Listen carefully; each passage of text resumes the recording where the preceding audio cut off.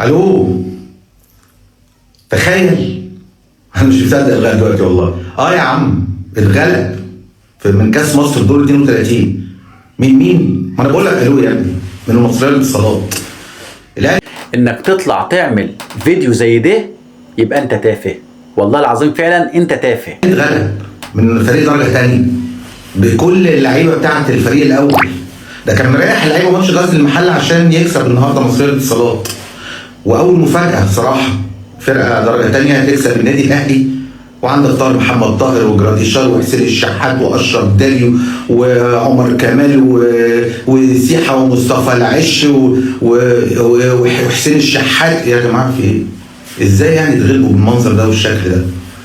صراحه مفاجاه من العيار الثقيل بيفكر. والله العظيم انت المفروض يعني انت اعلامي كبير، بتوع السوشيال ميديا اللي هو زينا ممكن نطلع نحفل نعمل حاجات زي دي، لكن انت اعلامي كبير ما ينفعش تعمل كده.